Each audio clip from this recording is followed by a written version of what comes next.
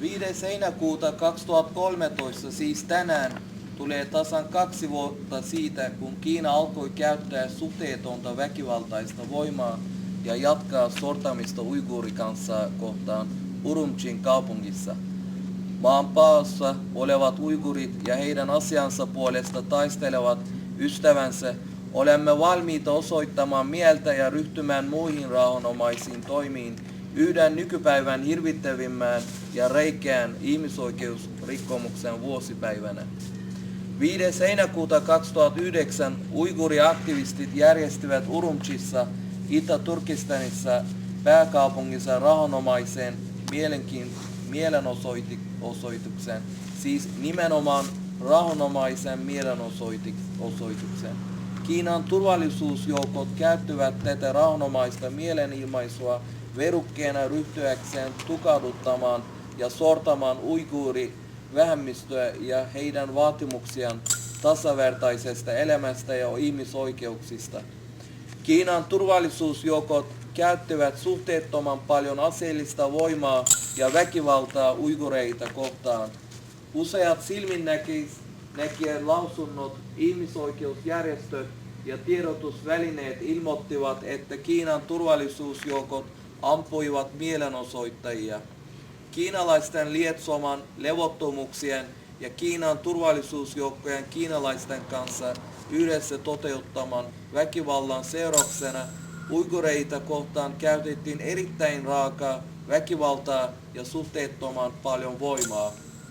Viranomaiset ovat pidättäneet ja vankineet tuhansia uigureita heinäkuun 2009 tapahtuman aikana ja sen jälkeen. Alueelle on suoritettu massapidätyksiä. Kiinalaisten viranomaisten ja turvallisuusjoukkojen tähtäimessä on ollut erityisesti nuoret uiguurimiehet. He ovat sieppaneet lukemattomia nuoria uiguurimiehiä, joiden kohtalosta ei ole tietoa. Kiinalaiset viranomaiset ovat varmistaneet sen, että uiguuri-mielenosoittajat ja heidän lähiomaisensa eivät saa nostaa syytteitä viranomaisia ja turvallisuusjoukkoja vastaan heinäkuun 2009 tapahtumista. Lisäksi viranomaiset estävät syytettyjä käyttämästä itse valitsemien avustavia ja asianajia, vaikka heillä pitäisi olla siihen oikeus. Syyttäjille ja tuomareille annettiin erityisohjeet heinäkuun 2009 tapahtumien käsittelyyn. Syyttäjät ja tuomarit valittiin poliittisin ja etnisin perustein ja ihmisoikeusjuristien osallistumista oikeudenkäynteihin estettiin. Tuomioistuimet ovat tuomineet mielivaltaisista ainakin 24 uiguuria kuolemaan ja valitettavasti näistä vähintään 8 on jo teloitettu kuukauden kuluessa tuomion julistamisesta.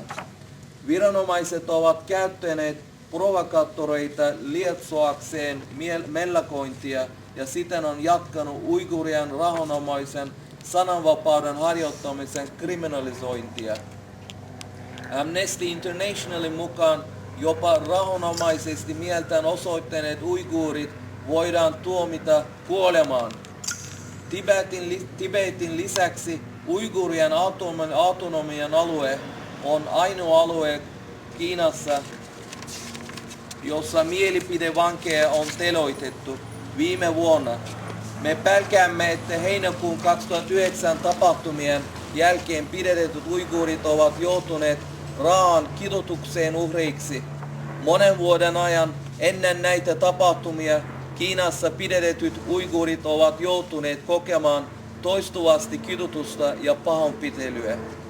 Heinäkuun 2009 tapahtumien jälkeen usean kuukauden ajan uiguurien autonomian alueen viranomaiset toteuttavat alueella sähkökatkoksia esteekseen alueen asukkaiden pääsyä internettiin, soittamiseen ulkomaille ja sähköposti- ja tekstiviestien lähettämistä.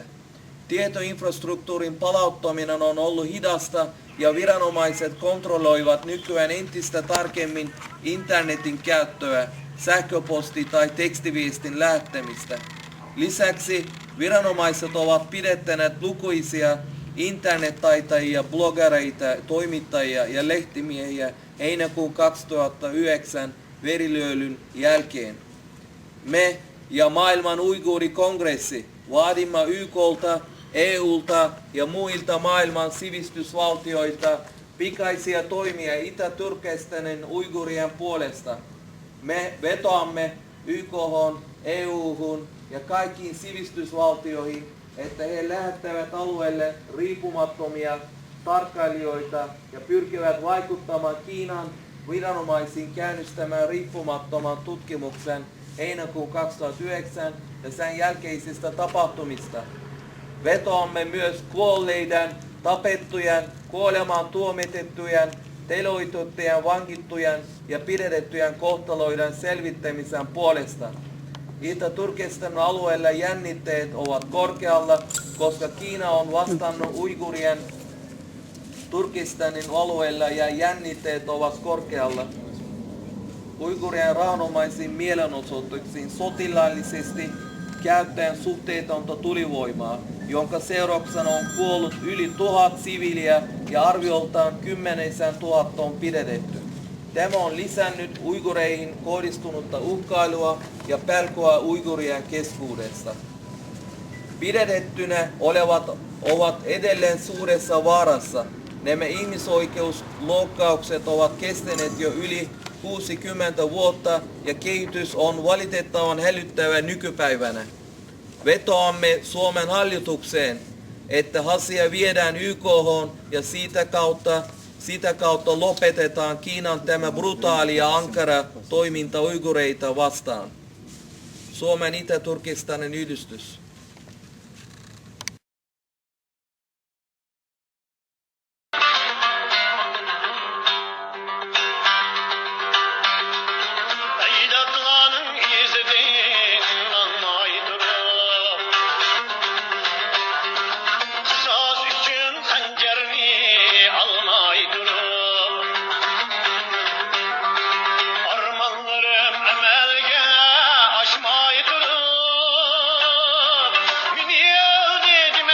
Akbarat yöneltimi